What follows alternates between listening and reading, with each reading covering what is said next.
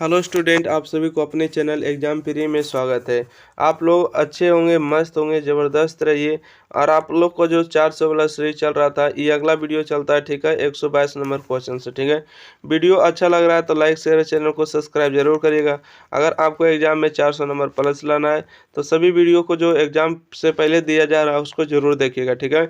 और एग्जाम तक आपको जरूर जुड़ कर रहिएगा, ठीक है। आप हो सके तो आप व्हाट्सएप ग्रुप से जुड़ जाइएगा, ठीक है। इसका नंबर देखिए, आपको बता देते हैं 90 65 71 और 94 39, ठीक है।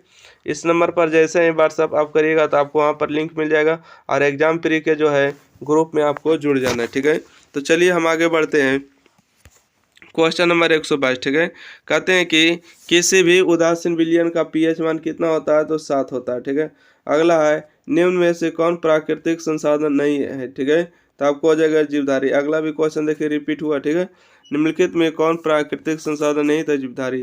प्रकाश संश्लेषण होता था, सब जानते हैं, दिन में होता है, ठीक है। प्रकाश संश्लेषण कौन करते हैं, तो पेड़ पौधे करते हैं, ये भी पता होगा। अगला क्वेश्चन है कि नर युग्मक एवं मादा युग्मक के संलयन को क्या कहते हैं, तो निषेचन कहते हैं, ठीक है। नर युग्मक एवं मादा युग्मक के संलयन को क्या कहते हैं, निषेचन कहते हैं।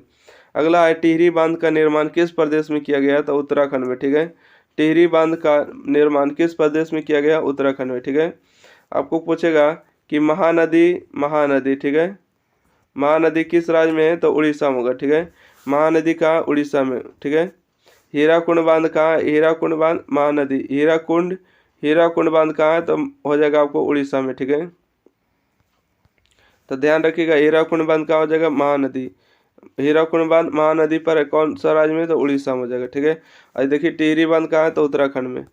नेक्स्ट क्वेश्चन है कि निम्नलिखित में कौन एक लिंगी पादप का उदाहरण, ठीक है। तो आपका आंसर होगा पपीता, ठीक है। निम्नलिखित में कौन सा एक लिंगी पादप का उदाहरण है, तो आपको हो जाएगा पपीता। ओके। अगला क्वेश्चन है, दूध से दही बनाने में कौन सी क्रिया होती है, तो किण्वन की क्रिया होती है, ठीक है। दूध से दही बनाने में निम्नलिखित में कौन सी क्रिया होती है, तो किण्वन की क्रिया होती है। नेक्स्ट क्वेश्चन है, अगला क्वेश्चन है कि अमीटर को विद्युत क्रम में जोड़ा जाता है, ठीक है, तो श्रेणी क्रम में, ठीक है। अमीटर को किस क्रम में जोड़ा जाता है, तो श्रेणी क्रम में जोड़ा जाता है। अगला क्वेश्चन है, किस लेंस को अभिसारी लेंस कहते हैं, तो उत्तल लेंस को, ठीक है। किस लेंस को अभिसारी लेंस कहते हैं, उत्तल लेंस को। और अवतल लेंस को अपसारी लेंस कहते हैं, ठीक है। अगर कहीं पर अवतल लेंस लिख दें, अवतल, ठीक है। अवतल लेंस को कौन सा लेंस कहते हैं, तो अपसारी लेंस कहते हैं, ठीक है। अब सारी लेंस, तो ध्यान रखिएगा, उत्तल लेंस को अपसारी लेंस कहते हैं, अभिसारी लेंस, अवतल लेंस को अपसारी लेंस। अगला क्वेश्चन है कि विद्युत हीटर में विद्युत धारा किस प्रभाव का उपयोग होता है, तो ऊष्मीय प्रभाव का, ठीक है। विद्युत हीटर में विद्युत धारा के किस किस प्रभाव का उपयोग होता है, तो ऊष्मीय प्रभाव। किस दर्पण में केवल काल्पनिक प्रतिबिंब बनता है, तो उत्तल दर्पण में, ठीक है। किस दर्पण में केवल काल्पनिक प्रतिबिंब बनता है, तो उत्तल दर्पण में। नेक्स्ट क्वेश्चन है कि अवतल दर्पण के दो उपयोग लिखे, ठीक है। अवतल दर्पण के दो उपयोग लिखे। आपको हो जाएगा आंसर, अवतल दर्पण के निम्नलिखित उपयोग है। पहला, सोलर कुकर या सौर भट्ठी में बड़े बड़े अवतल दर्पण का उपयोग किया जाता है, ठीक है। सोलर कुकर या सौर भट्ठी में बड़े बड़े अवतल दर्पण का उपयोग किया जाता है। अगला है कि अवतल दर्पण का उपयोग हजमती दर्पण के रूप में किया जाता है, ठीक है। अवतल दर्पण का उपयोग हजमती दर्पण के रूप में किया जाता है। अगला है, अवतल दर्पण का उपयोग सर्च लाइट, मोटर गाड़ी, हेडलाइट में टॉर्च टॉर्च लैंप के प्रवर्तक सतह के रूप में होता है, ठीक है। अवतल दर्पण का उपयोग सर्च लाइट, मोटर गाड़ी की हेडलाइट में टॉर्च में टेबल लैंप प्रवर्तक सतह के रूप में होता है। नेक्स्ट क्वेश्चन है कि उत्तल लेंस और अवतल लेंस में सचित्र अंतर स्पष्ट करें, ठीक है। अगला क्वेश्चन है, उत्तल लेंस और अवतल लेंस में सचित्र अंतर वर्णन करें। तो आंसर होगा, उत्तल लेंस अवतल लेंस में निम्नलिखित अंतर है। एक तरफ आपको उत्तल लेंस, एक तरफ अवतल लेंस, ठीक है। उत्तल लेंस के किनारे पर पतला लेकिन बीच में मोटा होता है।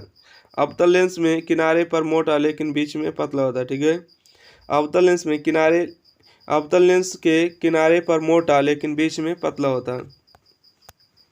उत्तल लेंस का दूसरा पॉइंट है, उत्तल लेंस द्वारा वास्तविक एवं काल्पनिक दोनों प्रकार के प्रतिबिंब बनते हैं, ठीक है। उत्तल लेंस के द्वारा जो है वास्तविक और काल्पनिक दोनों प्रकार के प्रतिबिंब बनते हैं, परंतु अवतल लेंस में सिर्फ और सिर्फ काल्पनिक प्रतिबिंब बनते हैं, ठीक है। नेक्स्ट है कि उत्तल लेंस में जो है, उत्तल लेंस का मुख्य फोकस वास्तविक होता है, ठीक है। उत्तल लेंस का मुख्य फोकस वास्तविक होता है, अवतल लेंस का मुख्य फोकस काल्पनिक होता है। उत्तल लेंस की फोकस दूरी धनात्मक होती है, इसलिए इसकी क्षमता धनात्मक होती है।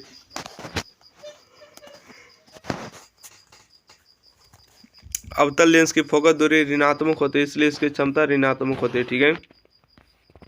उत्तल लेंस को देखिए अभिसारी लेंस कहा जाता है और अवतल लेंस को अपसारी लेंस कहा जाता है, ठीक है। उत्तल लेंस को अभिसारी लेंस कहते हैं और अवतल लेंस को अपसारी लेंस कहते हैं। नेक्स्ट क्वेश्चन है, विद्युत बल्ब में क्यों निष्क्रिय गैस भरी जाती है, ठीक है। विद्युत बल्ब में क्यों निष्क्रिय गैस भरी जाती है? तो आपका आंसर होगा विद्युत बल्ब के अंदर की हवा को निकालकर उसमें निष्क्रिय गैस भर दी जाती है, क्योंकि यदि हवा की उपस्थिति में फिलामेंट से धारा प्रवाहित कराया जाए तो गर्म होने पर ऑक्सीकृत होकर भंगुर हो जाता है, ठीक है।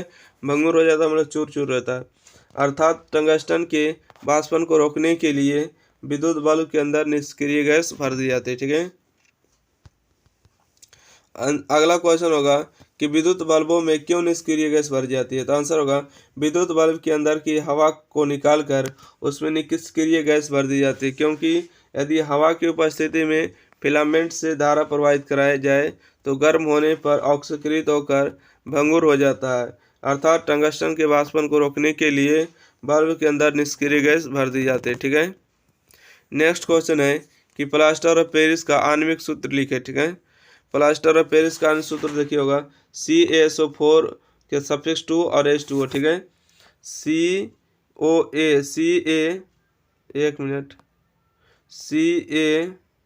CaSO4, ठीक है, और यहाँ पर देखिए सफिक्स 2 लगा हुआ है और H2O, ठीक है।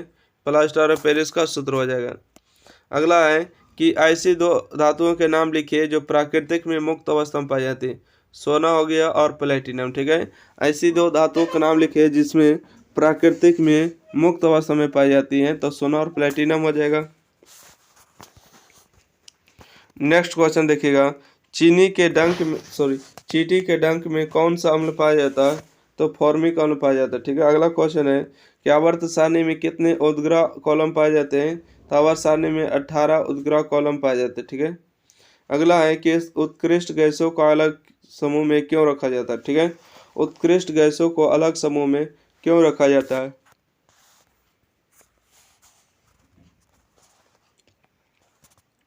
आपका आंसर होगा कि निष्क्रिय गैस, ठीक है।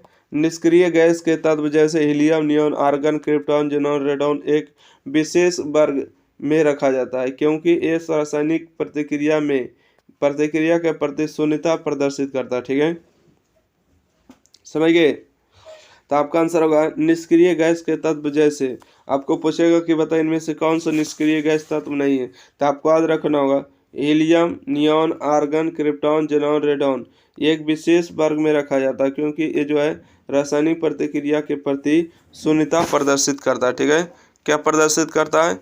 शून्यता प्रदर्शित करता है। देखिएगा क्वेश्चन नंबर 11, ठीक है, सॉरी 141 है ना। क्वेश्चन नंबर 141 है कि एथनॉल से एथनोइक अम्ल में परिवर्तित को ऑक्सीकरण अभिक्रिया क्यों कहते हैं, ठीक है। एथनॉल से एथनोइक अम्ल में परिवर्तित को ऑक्सीकरण अभिक्रिया क्यों कहते हैं? तो आपका आंसर हो जाएगा, देखिए यहाँ पर जो लिखा गया है CH3CH2OH, ठीक है, एथनॉल है। और देखिए क्षारीय धातु KMnO4 और यह अम्लीय K2CR2, तो यहाँ पर जो बन के आएगा एथनोइक अम्ल और हाइड्रोजन आएगा, ठीक है। तो ऑक्सीकरण अभिक्रिया में ऑक्सीजन की वृद्धि और हाइड्रोजन की कमी होता है, ठीक है। ऑक्सीकरण की अभिक्रिया में जो है ऑक्सीजन की वृद्धि होता है और हाइड्रोजन की कमी होता है, इसलिए एथनॉल से एथनोइक अम्ल बनाने में अम्ल में परिवर्तन में जो ऑक्सीकरण अभिक्रिया कहते हैं, ठीक है। अगला क्वेश्चन है कि प्रयोगशाला में मीथेन गैस बनाने की विधि एवं क्लोरोफिल के साथ इसकी रासायनिक अभिक्रिया लिखे, ठीक है। अगला क्वेश्चन होगा कि प्रयोगशाला में मीथेन गैस बनाने की विधि एवं क्लोरीन के साथ इसकी रासायनिक अभिक्रिया को लिखे। सॉरी, प्रयोगशाला में सोडियम एसीटेट यानी प्रयोगशाला में सोडियम एसीटेट का देखिए सूत्र हो जाएगा CH3COONA तथा सोडा लाइम NaOH, ठीक है, को गर्म करके मीथेन गैस बनाया जाता है, ठीक है। प्रयोगशाला में सोडियम एसीटेट तथा सोडा लाइम को गर्म करके मीथेन गैस बनाया जाता है। सोडियम एसीटेट CH3COOH और सोडा लाइम NaOH को गर्म करेंगे तो मीथेन गैस बनेगा। और देखिए Na2CO3 सोडियम जो हो जाएगा कार्बन डाइऑक्साइड प्रभावित हो जाएगा।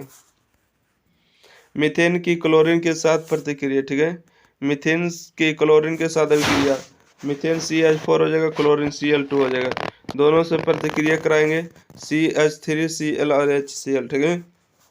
अगला क्वेश्चन है कि ब्रिक की संरचनात्मक एवं क्रियात्मक इकाई किसे कहते हैं, तो नेफ्रॉन को कहते हैं, ठीक है।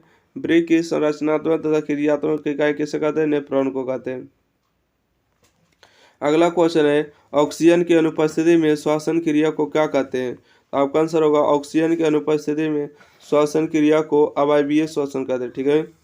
ऑक्सीजन की अनुपस्थिति में श्वसन क्रिया को क्या कहते हैं, अवायवीय श्वसन कहते हैं।